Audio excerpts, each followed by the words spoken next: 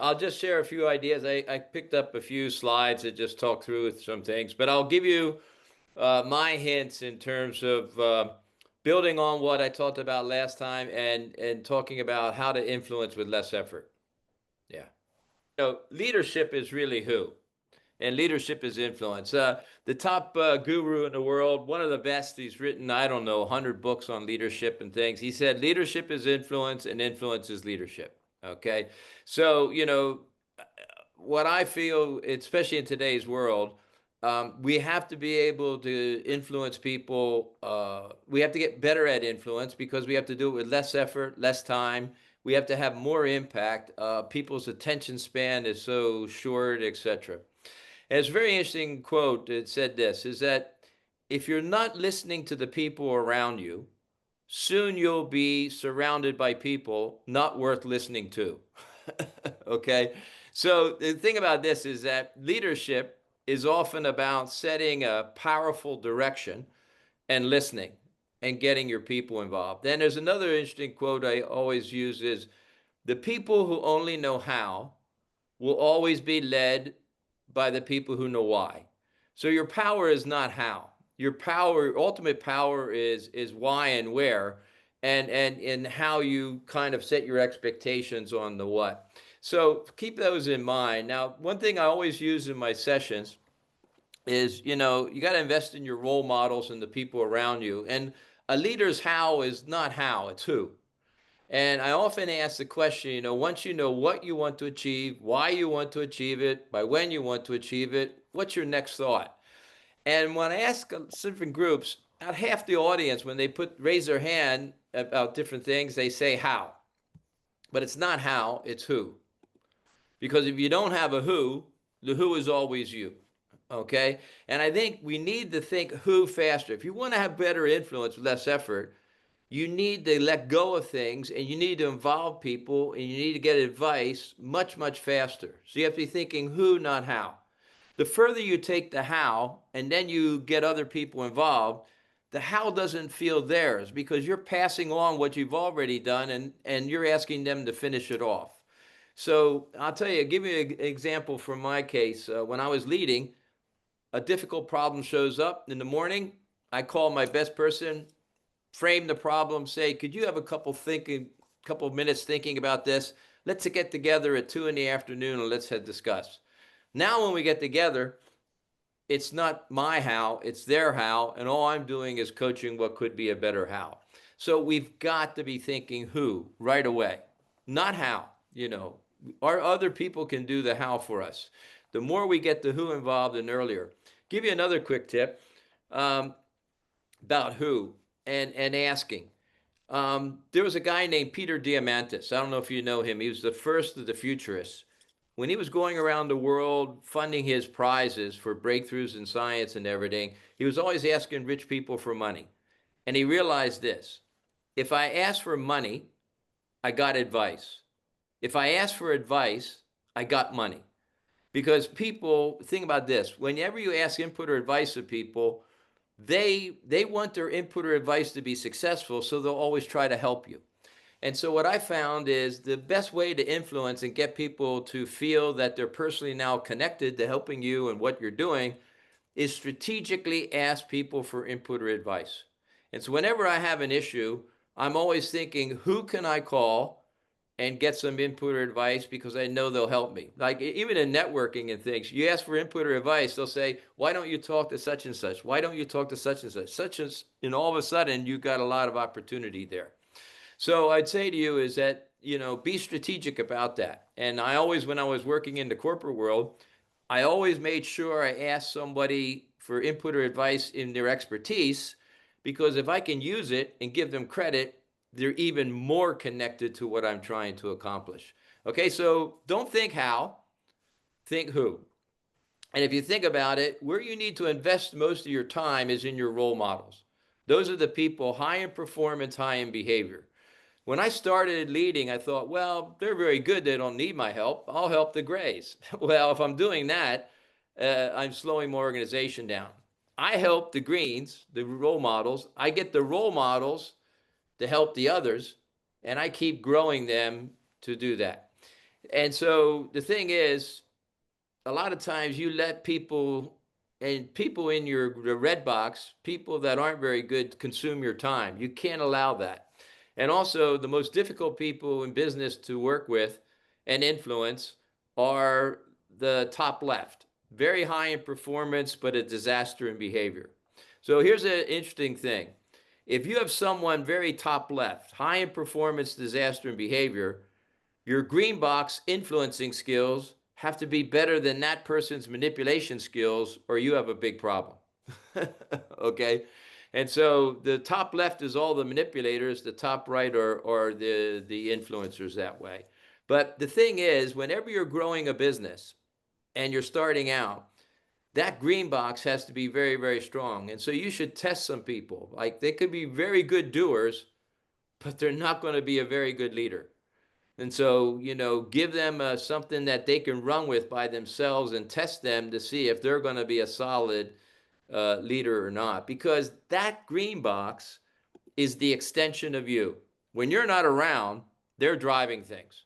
And so, what I found is the stronger I can make them, the more I give them the why, the where behind things, the more I can let go and I don't have to be around. So, I'm not handcuffed to the office or handcuffed to the email or the WhatsApp.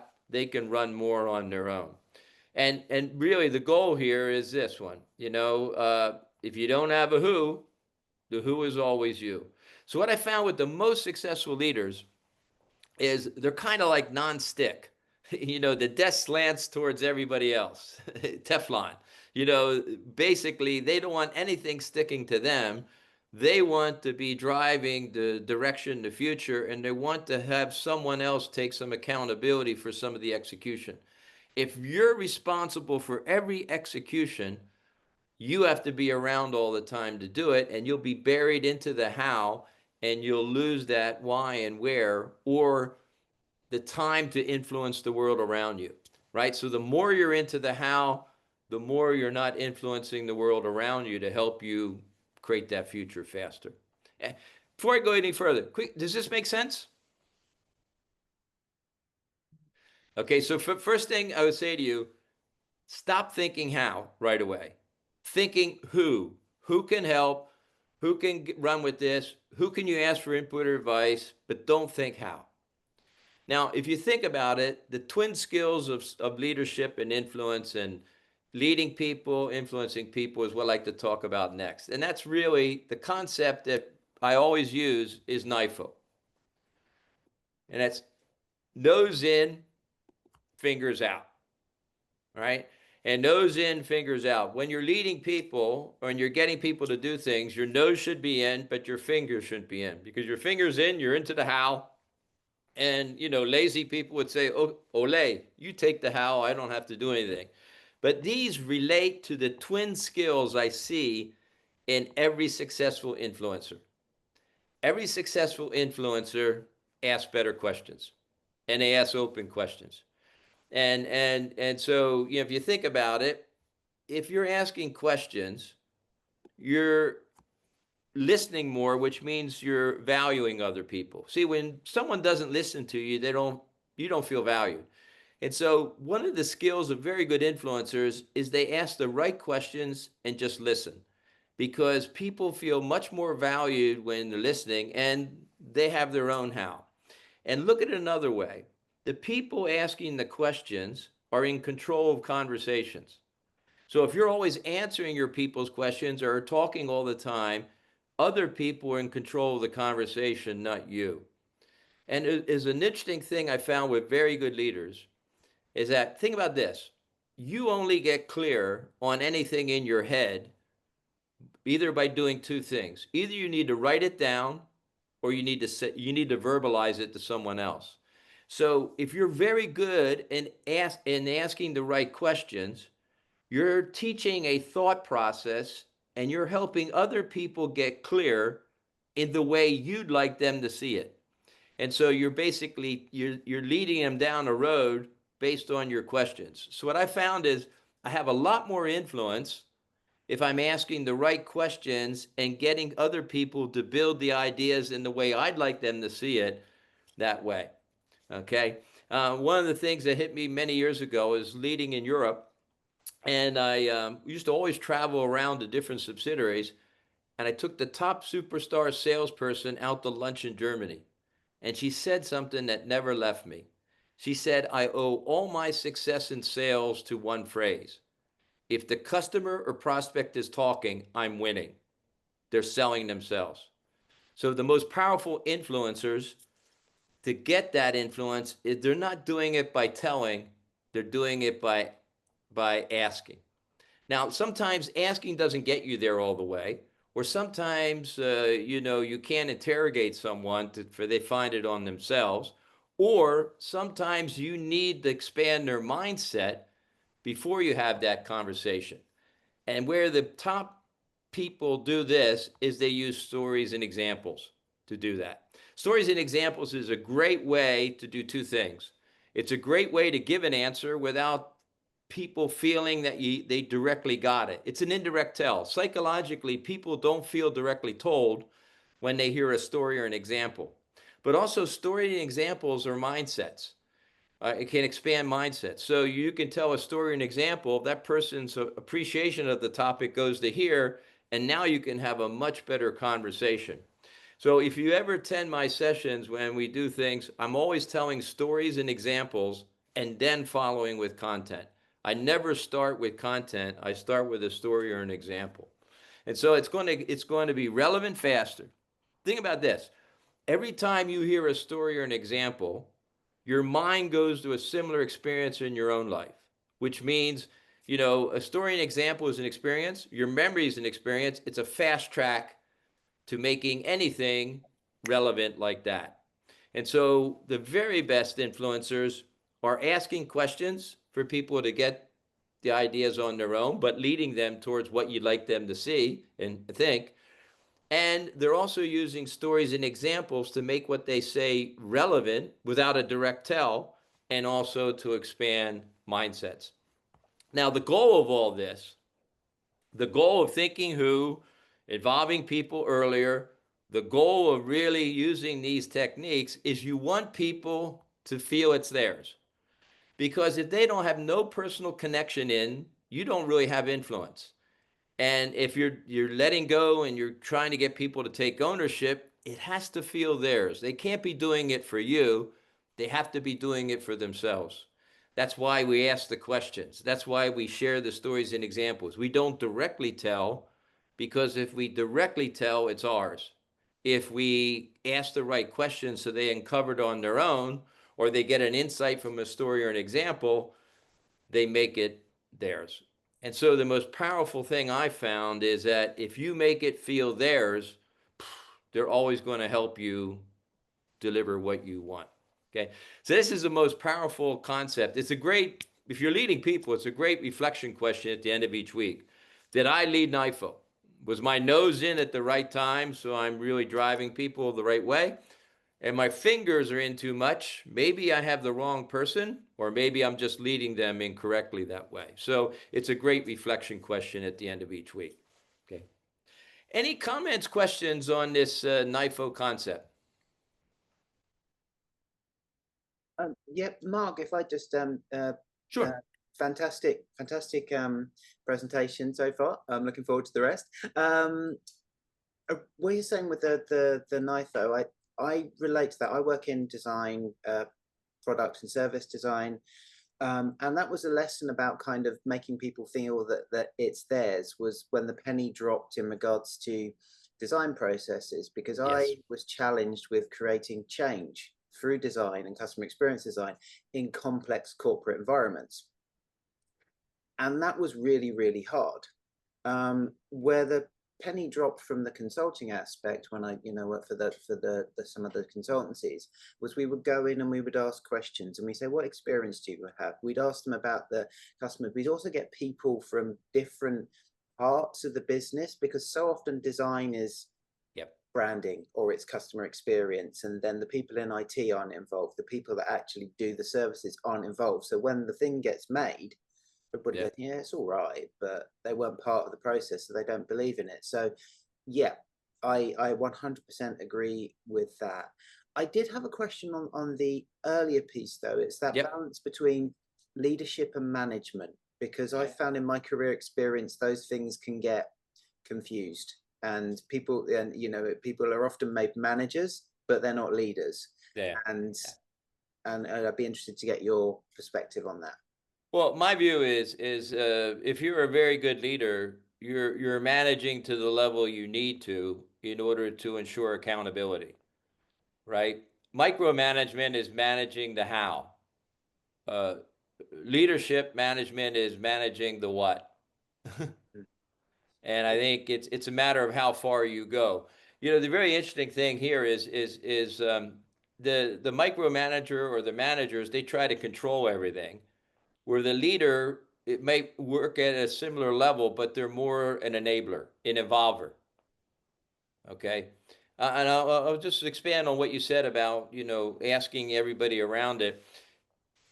When you're nose in, you're much more involving people and they feel a part of it.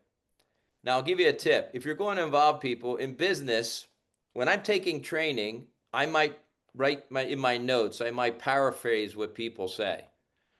But in business, I never paraphrase what anybody says. If you say something really important, I write down your way of saying it. Because now I can put your way back in an email and you get the feeling I listened to you and you don't have to translate back. So, what I found in business, we should never paraphrase in our notes. We should always write down the exact 3 to 5 words that people say, because now it's useful to play back to them what we've heard, and we're going to be much more powerful in it. So I absolutely never paraphrase any notes. And in fact, in business, I only capture 3 things.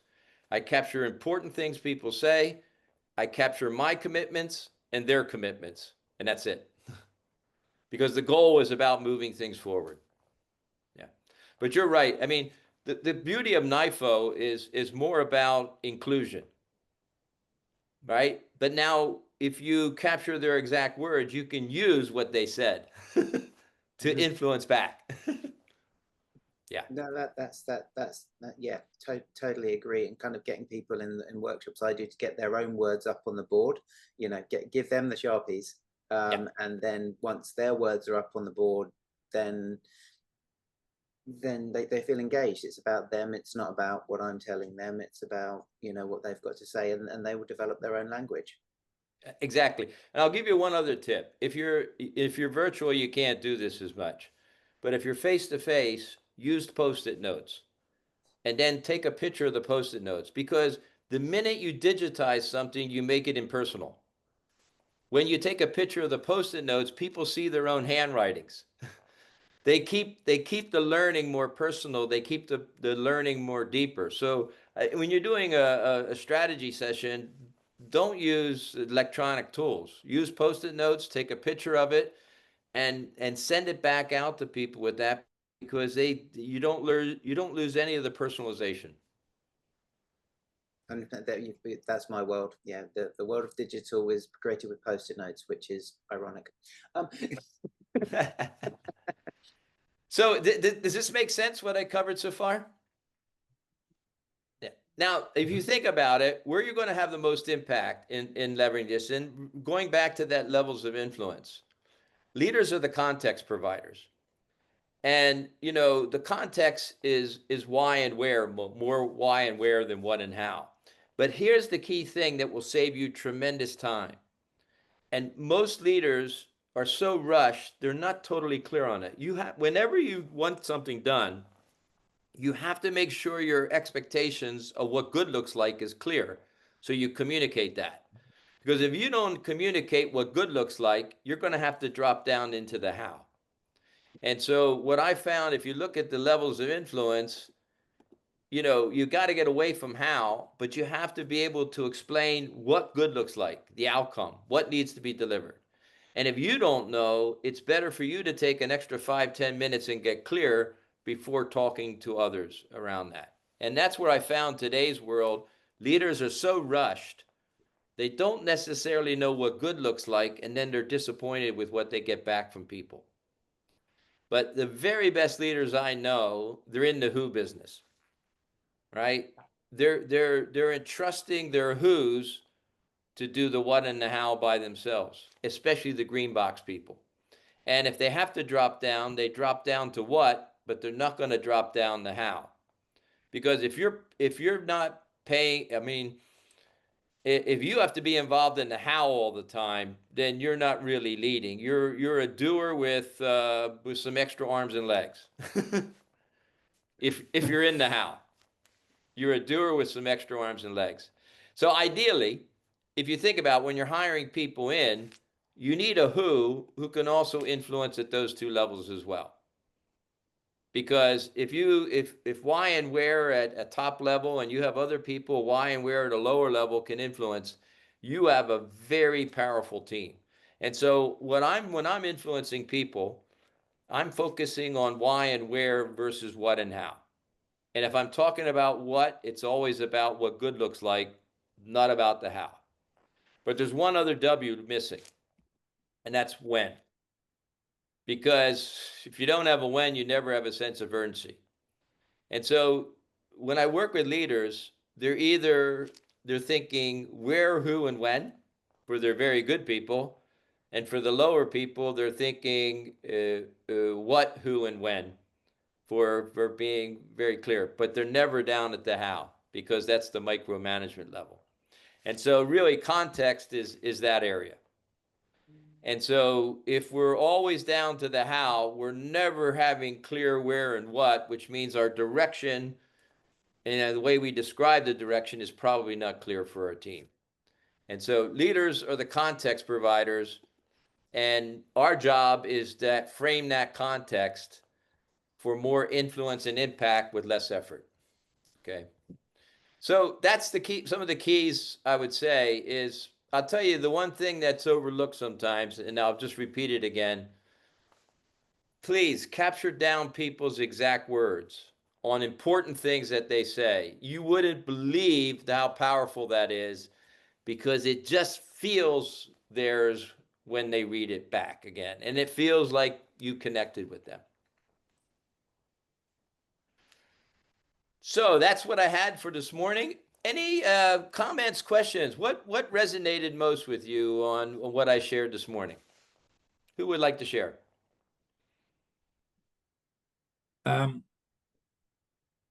Mark. Yeah. What stuck with me was the lady in Germany. Yeah.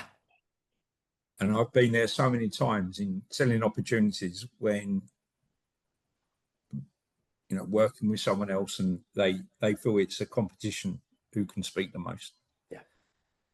And it is that thing about 2 ears and 1 mouth. Yeah. Yeah. Yeah. I mean, if we're asking the right questions, you know, the most powerful thing about that too is that we're in control of the conversation. You know, we're guiding it, and if we're asking the right questions, we're almost building the argument in the other person's head without saying a word. Definitely. Yeah. Yeah. Any questions, guys? Morning, Ellie.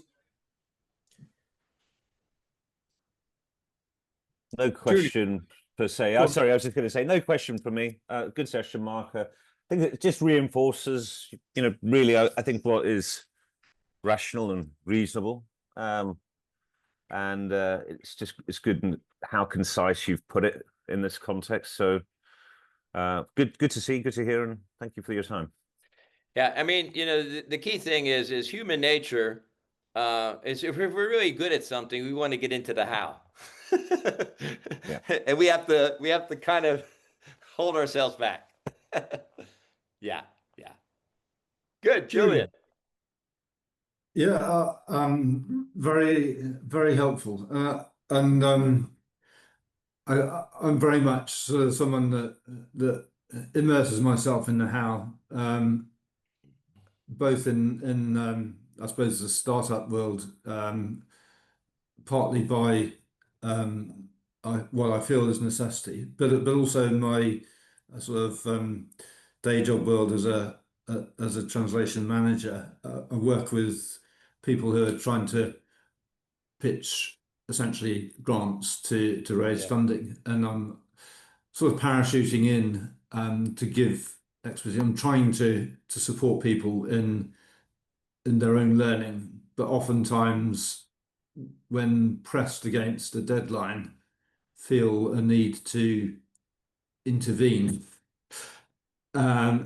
which um, I feel is a failure in some ways, because I've therefore sort of not got the key messages that I'd Yeah. like people to pick up Yeah. across. So I was wanting to reflect on how to do that more effectively when time is pressing, Yeah, I mean, for a sort of a quality result from your organization, as it were.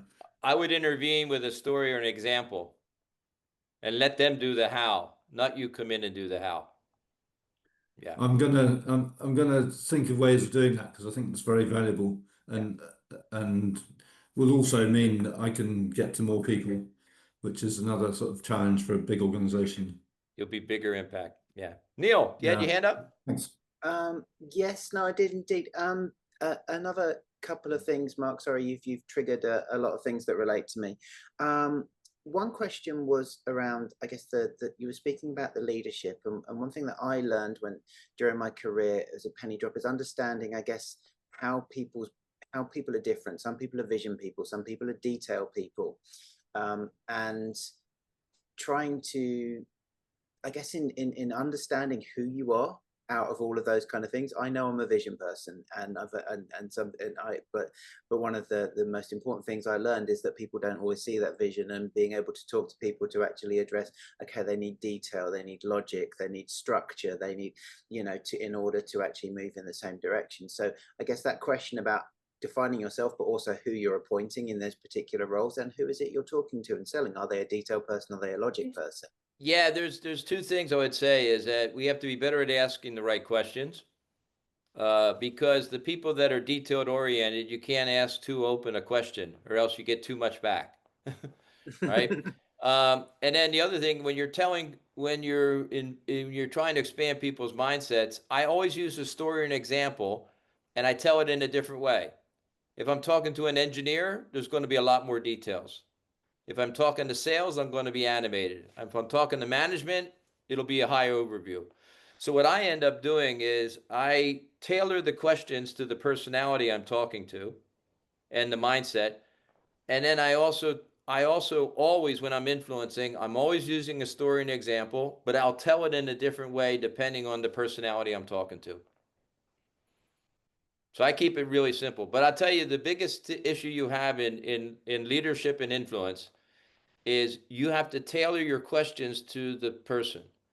If you ask too open a question to someone who's not concise, you're wasting your time, right? And so you have to really be careful about the questions you ask, because you have to guide that conversation at the level you'd like to have it, not the level they'd like to have it. Yeah. Fantastic. The second point was around storytelling, which is something that connected to me. I talk a lot about storytelling within AI, and I'm doing some speaking and work around that at the moment. I'm just interested to know your thoughts on, do you think storytelling is more important now? Because that's the bit that AI can't do. It can't tell the story of experience. It can't give the wisdom. It can't give those human nuances. So from your perspective, I was interested if you're seeing that changing, growing, where I think it's even more important. It's even more important than I don't do anything unless I have multiple stories and examples to illustrate the point. I mean, when I'm doing face-to-face, online work, I get a question, I will often answer with a story or an example. It's the only way to make it relevant. It's the only way to access people's own experiences quick enough, right? Because it's a direct path to people's memory. So without it, you're always going to be too slow an influencer, because people have to turn your logic into something where they can reference their memory. And so you're actually forcing them to do an extra step. Yeah. that's fantastic. Hey, I've got that I've treasured that moment, that one. Hey, I gotta apologize. I have to meet my wife for lunch. Mark, that Hopefully you enjoyed this one. You got some ideas. If I can help in any way, let me know. If you'd like to be part of my daily WhatsApp group, just send me a WhatsApp to this number. A couple of people are already part of the group in that, and I can add you to that group. It's numbers in the chat. Thanks, Mark. Mark, we really do appreciate you. You've been a great supporter and champion of Startup to Stand Up over the years, and you're welcome back anytime. Okay. We love these updates, and we find a lot of value in what you give us. You're When I going to got get a something lot of new, love. I'll be back to you then. Yeah. You're going to get a lot of love and big ups and the rest of it on LinkedIn and Insta in the next few days. Okay. Be ready and prepared for that, and have a great weekend and have a smashing lunch. Thanks, everybody. Take care now.